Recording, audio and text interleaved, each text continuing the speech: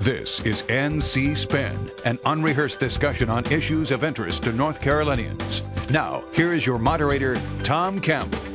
Welcome. You've heard and read the spin the media and the politicians have put on the issues of the day.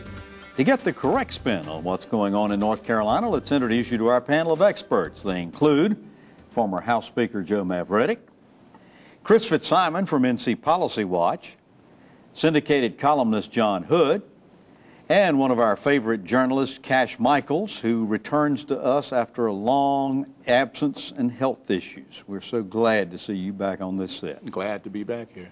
We hope you enjoyed our end-of-the-year interview last week with Governor Pat McCrory. This week, we're going to ask our NC Spin panel to gaze into their crystal balls and tell us what we can expect in this new year. On Wednesday of this week, the 2015 session of the North Carolina General Assembly will convene in Raleigh. In addition to a new chamber makeover, the House is going to have a new team in place. Leadership headed by Speaker Tim Moore from Cleveland County and a new slate of committee chairs. Joe Mavretic, this new House team is going to face a Senate leadership that's been in place largely since 2011, a governor with 2 years' experience. You sat now where Tim Moore is sitting. What challenges is he facing, and what does he need to do to take advantage of his opportunities? Well, the first challenge, of course, is the way he got elected. He got 51% of the vote, so it means 49% of the Republican caucus wasn't in favor of him the first time around. And the second thing is that the most important thing that he's going to do is appoint committee chairs. In the House, there are usually from 20 to 25 members who have the memory of the institution, the skills needed in the political arena, and the energy to be good leaders for the House.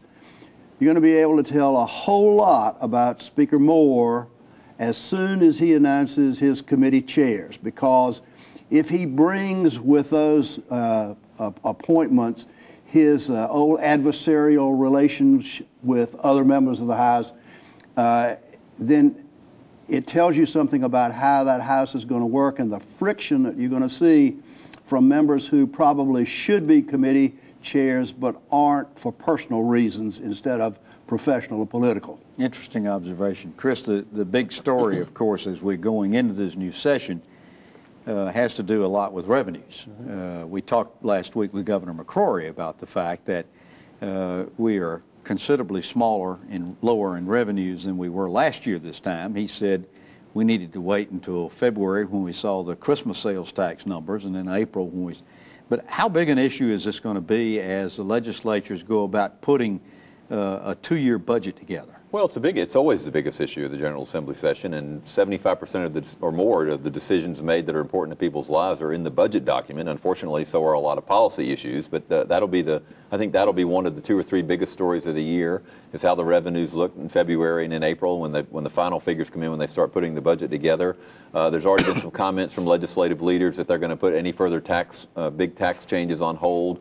And I think Speaker Designee Moore even said probably not a year for employee raises, which I think sent some alarm bells up around not only with veteran teachers who didn't get much of a raise, some of them last time, but also state employees. So that'll be the big tension and the friction is what can they do for people who didn't get much money last time? And they've sort of promised that they're going to go back and address and help people who didn't get help last year. Yeah, John, another big topic that we're going to be looking at, I'm sure, is Medicaid and Medicaid reform, both expansion and reform. Let's want to cover both of those individually. But so far as the Medicaid reform thing, we've been talking about Medicaid reform since 2013, 2011, 2012. Right. 13. Since around 1981, actually. Actually, well, ever since the show went on the air, truthfully. $13 billion program. As things now stand, it looks like the House and the Senate are about as far apart as they ever have been. Do we have any hope there's going to be a Medicaid reform legislation passed? I wouldn't call it a slam dunk, and I wouldn't say it's impossible. It's somewhere in between. You're absolutely right that the House and the Senate remain divided on what to do on Medicaid. Both sides want to do something. And the House's argument is, let's try these accountable care organizations, essentially networks of doctors and hospitals, parceling out more of the business to them, not exactly putting them at financial risk, but creating some incentives, the problem the governor and the House has is that they have stipulated up front that there's not a lot of cost savings. Well, that makes the Senate pretty uninterested. So while doing accountable care organizations is probably better than nothing, a lot of senators and perhaps even some House members are thinking if we're going to do something, we might as well do something that saves significant money. Yeah. So that's the problem. The other part of that issue is Medicaid expansion, and Governor McCrory was in Washington this past week and spoke to President Obama, telling the president that he wanted some flexibility. If we're going to expand Medicaid in North Carolina, he wants some flexibility in going about doing it, similar to what Utah and other states are trying to employ. What's your feeling of the chances of Medicaid expansion? I know you've advocated that, Cash. What's your? Well, I've advocated it. Well, I think you have. Haven't you done so in columns? I thought I'd seen. Well, yeah, no. I mean, you know, it makes sense when the federal government is going to be picking up the cost for the first 3 years or so. But you know, the governor, in speaking with President Obama, indicated that he wanted to tie Medicaid eligibility to either you having a job or at least you're training for a job. The record on that getting the federal approval is kind of weak, but he's insisting that he wants to make sure that everybody is some way, somehow is not getting a handout from the governor, or just from the government. The president seemed to give him a wink and a nod on that, and the governor ran back here saying, I think I've got something going. So we'll see what happens, but that's his requirement for folks wanting to get that expansion. Well, let's talk very quickly about, before this topic ends, education. Been a lot of issues. You say that the Speaker-elect, Speaker Moore, says there's not going to be a lot of raises going around. Universities have taken a haircut in years past. A lot of talk about they're asking for more money so far as capital improvements. There was a lot of talk about historically black universities, Cash. In fact, there was even some discussion about trying to close one of them last year. We're going to see that emerge again? I don't think they're going to be talking about closing anything this time. I think when they got close to the fire on that, to the flame, they got burned pretty quick. A lot of folks came together and said, no, you won't. And I think that message will resound now, yeah. How about transportation and infrastructure? The governor's coming forward with $1 billion proposal, or bigger, actually. No, it's going to be a big debating point. And remember, when you borrow money, whether it's $1 billion or whatever the amount is, that's not a way to pay for roads. That has to be paid back with something. So the real debate is, what is the revenue source that will be used to pay either as you go or retiring a bonded debt? And that's where the governor's got some challenges, because there's a lot of resistance to raising the gas tax and the car tax, as you might expect. There is some resistance to other kinds of fees being raised. Tolls have opponents. I mean, all of the options have opposition. That's why it hadn't already happened. All right. Number of other issues. Fracking, Moral Monday, economic incentives. We're going to see anything with that, Joe? Let me go back to Moral Monday. I got about 20 seconds. Moral Monday is my opinion that because of the Monday mobs, what's going to happen is some zealot is going to do something destructive in either the House or the Senate chamber. Ooh. And what's going to happen in North Carolina, if we don't do it now, we're going to go to the visitor regulations that the U.S. House and Senate use. Ooh. All right. Well, we're excited to announce some new program changes for NC Spin viewers in both the Charlotte and Greensboro, Winston-Salem High Point markets. Starting Sunday, February 1st, NC Spin will begin airing on WCCB Charlotte CW18 on Sunday mornings at 6:30 a.m. And on that same day, we're going to begin airing at WXLV ABC 45 at 7:30 in the Greensboro, Winston-Salem market. Two great news stations, so make a note. Be sure to tell your friends. Beginning February 1st, NC Spin on WCCB at 6:30 a.m. Sundays, WXLV in the Triad at 7:30. And of course, you can always watch us on YouTube, see additional video content on our website, ncspin.com, and catch us at Facebook. Balanced debate for the old North State. When we come back, we're going to talk about the 2015 economy. NC Spin will return after these messages. It's important for farmers and hunters to work together. Farmers own a majority of North Carolina hunting land, and besides, we're often hunters too. We share the same North Carolina values that we'll pass on to future generations. We share the desire to enjoy the land and our leisure time. Together, we can respect the land, our natural resources, and our privacy. Every year, North Carolina patients undergo 635,000 same-day surgeries. 72% of these surgeries are performed in our highest-cost hospital facilities, adding as much as $2,000 to every procedure.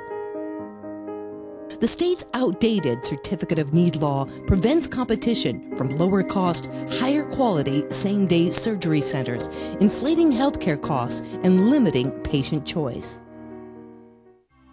Tell state lawmakers it's time to lower healthcare costs now. It's time to make a simple fix to an outdated law, increasing patient choice and lowering healthcare costs now. You can help. Visit reformconnow.com and tell lawmakers it's time for a simple fix to an outdated law. It's time to lower healthcare costs now. How will North Carolina compete in a future where everything is accelerated? Join state leaders February 9th and 10th at the Raleigh Convention Center for the 30th Annual Emerging Issues Forum. Explore how innovators are thriving and how North Carolina can keep pace. Register now at emergingissues.org. We now return to NC Spin. Just before Christmas, we learned that North Carolina's unemployment rate had dropped to 5.8%, the lowest we've seen since May of 2008. Governor McCrory and Republicans boasted that the Carolinas' comeback is strong and alive and vibrant. Others say the workforce continued shrinking even as the population continued to grow. John, you wrote a column saying North Carolina's economy was outperforming our neighbor states and many other states in the country. So what do you think we can expect for 2015? I think that trend will continue. We don't yet have the final numbers for 2014, the December numbers, but I think they're going to come in at a point where we're going to have job growth in the 100,000 to 110,000 range, significantly higher than last year's number of 86,000. If you look at a broader measure that includes unemployment, job creation, wages, hours worked, and you use an index to compare North Carolina to the rest of the country, we're the fastest growing economy in the Southeast. We're in the top 12 or 13 in the nation. Southeast is actually not doing very well comparatively. Not traditionally it was doing exactly. very well. It's not so much anymore. In other words, we're leading the region that is trailing. Yeah. But look, there are still many people who want jobs who can't get them. But when you even account for people dropping out of the workforce, we still had one of the largest drops in unemployment in the nation. Chris, I was really interested. I don't know whether you went to the economic forecast that North Carolina bankers put on Monday of this week. Several of the economists predicted North Carolina's economy was going to grow about 4%. Mike Walden, meanwhile, wrote a column saying that he thought the economy was going to grow around 3%. One way or the other, that's not the glory days that we saw back in the go-go 90s, but doesn't it indicate we should have a fairly strong year? Well, it does, and I think it's also important to put all this in context. You know, we've talked on this show many times about that there are only so many things that a state can do, that a lot of this is driven by international events, national events, finance events all over the world. I also think it's worth noting the U.S. economy in the third quarter grew 5%. Which, famously Republican Tim Pawlenty said he thought we should start, or Newt Gingrich are talking about how Obama can never get this done. So part of this, I think, the national leadership of the country deserves some credit, not just the North Carolina leadership. I think Walden is wrong, and I think the other higher projections are also wrong. On record, let's see how that I figure 2.5 to 2.7 max. For this calendar year. So you don't think it's going to be as strong? No. We got a blow this week, Cash, when Mercedes-Benz announced that they weren't going to locate their North American headquarters here in North Carolina. There were several sites, one of which was in the Triangle, and there was a lot of optimism about it.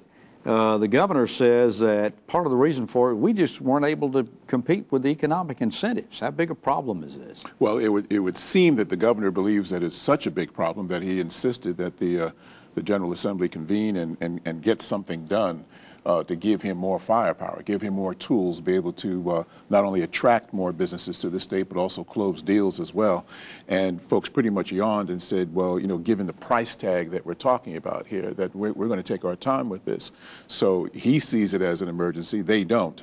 And in the meantime, you're going to have a philosophical difference that both the executive and the legislative are going to have to work out in terms of what constitutes a giveaway versus what constitutes earning an incentive. The legislators want folks to earn that incentive. The governor, I'm not going to say he wants to give it away, but he doesn't exactly want to go through the hoops that they want to put up. Yeah, I think everybody is opposed to economic incentives until they sit in the chair and then they say, wait a minute, we don't have any choice. We got to play that game. Sun rises in the east. Well, Yeah. but I want to jump in. I think it's interesting that Secretary Decker, former Secretary Decker, said in August we have to have a special session. We're going to lose 10,000 jobs. We have to replenish this fund. And November said the same thing. Now McCrory's saying the first thing we need to do is replenish this fund. If he really believes in it, why doesn't he make the case to the people of North Carolina and his own lawmakers and get it done? I don't agree with it, but I think if he really believes in it, he needs to stand up and say that. That's absolutely right. All right, after these messages, we're going to talk about some court cases that have taken place recently. We now return to NC Spin. Education has always formed the foundation of strong, vibrant communities in North Carolina. But what should our priorities in education be, and how can we find common ground? I'm Keith Poston with the Public School Forum of North Carolina, and I invite you to join the conversation. Let your voice be heard on key education issues on January 21st at our 2015 Eggs and Issues Breakfast. Reserve your spot now at ncforum.org. Again, that's ncforum.org.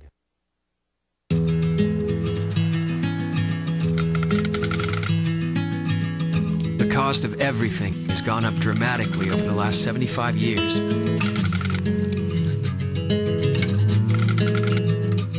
With one exception, keeping electricity affordable.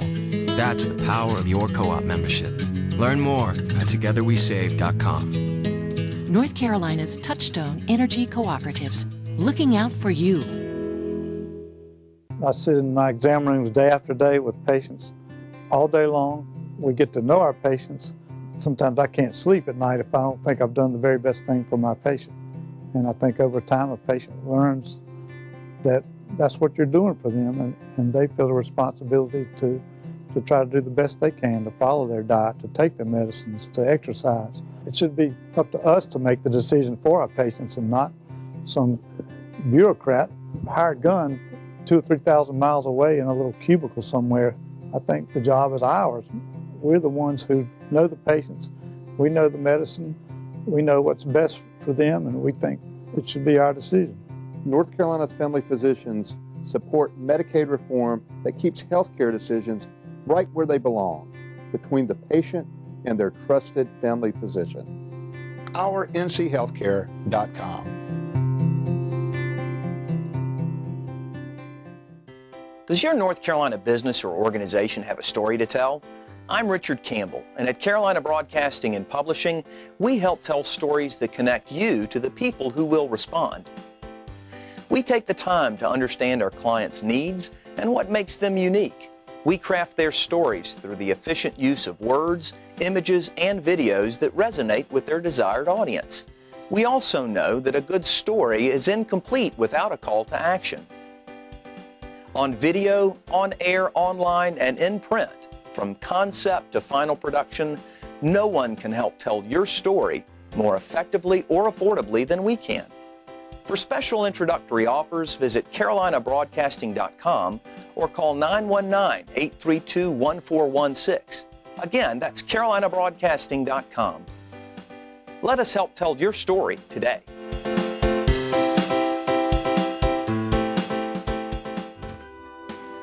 We now return to NC Spin.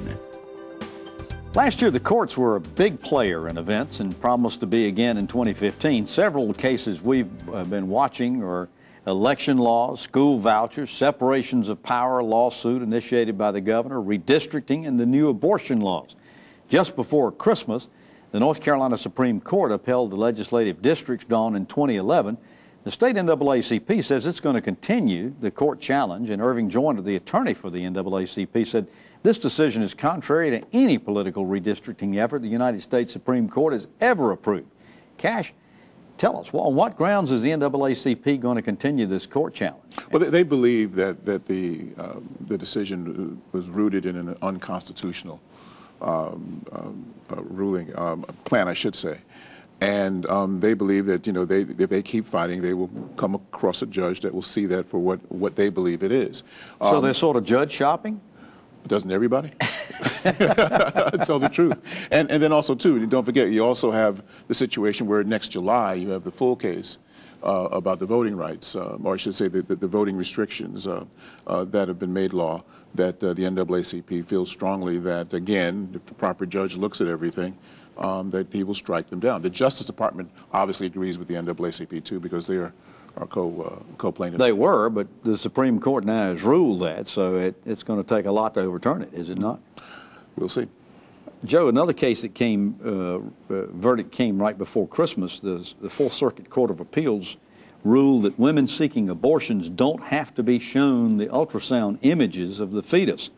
In declaring the law unconstitutional, they said essentially what this law did was transform a doctor into the mouthpiece for the state and violated the doctor's freedom of speech. What do you think of that case? I think that case is properly decided. All right. The election law challenges that are going to be taking place, we're going to hear any verdicts from them this year, John? Well, I mean, the Supreme Court is certainly North Carolina Supreme Court certainly is looking at that. possibility towards the end of the year. The clock is ticking. If you believe that these are unconstitutional moves, then you want some action taken this year, because we start having, remember, we have a presidential primary now in 2016. Yeah, early in the year. It's going to be in February, potentially, and so there's not a whole lot of time left to readjust the voting laws again. How about the challenges regarding the separation of power that the governor and others have instituted? Anything there? Oh, absolutely. And there was another suit, an environmental group filed a suit on similar grounds. I think this will be one of the defining issues that folks who don't pay attention to politics won't know that much about, but it's going to have a big impact on the way state government works. All right. After these messages, we're going to ask the panel to tell us something we don't know. NC Spin is brought to you in part by the North Carolina Farm Bureau. The Farm Bureau and Agriculture. We keep North Carolina growing. Hi, I'm Linda Loveland. I want the best for my kids. Feeding them foods they like within my budget is a priority. But what do we really know about these foods? North Carolina farmers and food experts give you a website to find it all. FeedTheDialogueNC.com, a place where moms like you and me can learn more about the foods we eat and the farmers that feed us. Check it out. Add your input and help feed the dialogue. Let's talk food at FeedTheDialogueNC.com. Nobody ever imagined a mammogram machine being subject to CON law. If I want to invest our business dollars into technology that I think is going to benefit my patients and customers, we should be able to do that. I think it's time to take a law that was intended to protect the citizens of North Carolina and now is harming them and change it. I'm Dr. Bruce Schroeder, and I support CON reform. Visit reformconnow.com. We now return to NC Spin. All right, now it comes time for one of the most favorite parts of the show from our viewers and also from me, because I don't have any idea what they're getting ready to say. We're going to ask the panel to tell us something we don't know. Cash Michaels, we'll start with you. Earlier in the program, the Moral Monday movement was referred to as, if I heard properly, as a quote-unquote mob. Not only do I disagree with that, but I believe the courts have ruled that they disagree with that as well. It was also predicted that there might be some problems this year as the movement continues to demonstrate at the General Assembly. They're too disciplined for that and too principled for that, and I predict that there will be no problems from them. All right. John Hood, tell us something we don't know. Richard Burr's reelection in 2016 would have elevated his profile anyway in the year before, 2015, but the change in the Senate is going to make Richard Burr a much more significant player on the national stage than we've ever seen. Not only chairing the Senate Intelligence Committee, but he's also the co-sponsor of one of the major Republican alternatives to the Affordable Care Act and will play a significant role in the health care debate this year. Interesting. Chris. One of the most interesting education issues that hasn't gotten, I don't think, nearly enough attention is virtual charter schools, which have had a lot of problems in other states. There was a provision snuck in the budget in the last General Assembly session that ordered the State Board of Education to approve 2 proposals for pilot programs for virtual charter schools. Guess how many proposals were made? 2. So that meant that no matter how bad this proposal is, and one of them is seriously flawed, the state board feels obligated to approve 2 proposals. I think this will be an issue that will be around for a while. I think you will see, if not some scandals, certainly a lot of questionable practices by at least one of these operators brought to light, and this will be a continuing story this year. All right, Joe, tell us something we don't know. Well, I have to disagree with some of the panel members about what was really important about the loss of the Mercedes deal.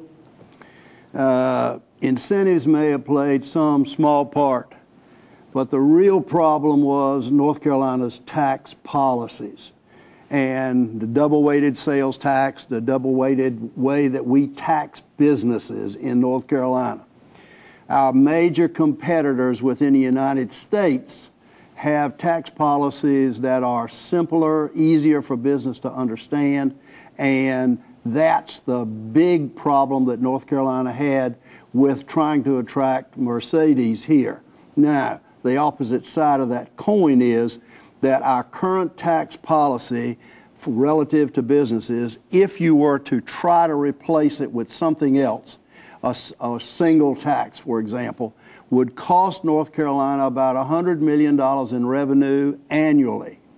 And so until the General Assembly decides to get smart about how we tax industry, we're going to continue to lose the big players to other states who have a wiser tax policy. It's kind of a catch-22 situation. We got to do something about it at the legislative level, not at the governor's. Well, you've heard our spin on the issues of the day. To stay informed all during the week, give your feedback, read our weekly column.